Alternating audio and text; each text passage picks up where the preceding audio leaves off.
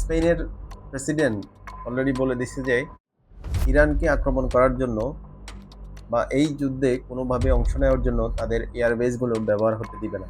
যদিও এই পদক্ষেপের বিরুদ্ধে ট্রাম্প স্পেনের সাথে সকল ধরনের বাণিজ্য বন্ধ করে দিয়েছে। সবচেয়ে মজার বিষয় হচ্ছে ইউরোপীয় ইউনিয়ন স্পেনের এই সিদ্ধান্তকে সাহসী সিদ্ধান্ত বলে আখ্যায়িত করছে এবং তারা পুরোপুরি সমর্থন জানাচ্ছে। অর্থাৎ পুরো ইউরোপ এই যুদ্ধের বিরুদ্ধে অবস্থান করতেছে। এছাড়াও যুক্তরাষ্ট্রের সবচেয়ে পুরাতন এলাকায় যুক্তরাজ্য, এই যুক্তরাজ্যের প্রেসিডেন্ট কিয়ার স্টারমার ঘোষণা দিচ্ছে যে কোনো রকমের আইনগত ভিত্তি ছাড়া তারা এই ইউএস ইরান যুদ্ধে অংশগ্রহণ করবে না।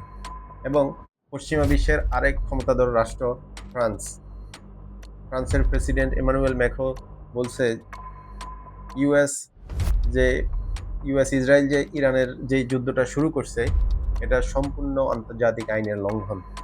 পৃথিবীর সবচেয়ে বড় সামরিক জোট নেটো, এই নেটোর লিডারশিপ হচ্ছে যুক্তরাষ্ট্র স্বয়ং নিজেই।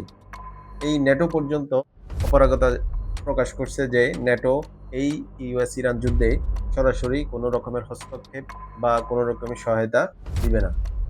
মোটামুটি বিশ্বের এইসব বড় বড় নেতৃবৃন্দদের ভাষ্যমতে যেটা বোঝা যাচ্ছে যে ইউএস তথা ট্রাম্প এই যুদ্ধে পুরোপুরি একা হয়ে গেছে এবং শুধুমাত্র একমাত্র ইসরায়েল ছাড়া ইসরায়েলের স্বার্থে শুরু করা এই যুদ্ধ পৃথিবীর অধিকাংশ দেশেই সমর্থন দিচ্ছে না।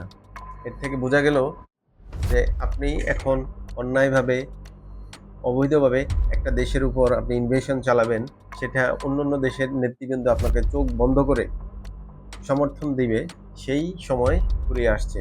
হয়তো এই ইউএস ইরান যুদ্ধে যুক্তরাষ্ট্রের জন্য এমন একটা শিক্ষা অপেক্ষা করতেছে যেটা পুরো বিশ্বের ভূরাজনৈতিক অবস্থানকে পাল্টে দিতে পারে।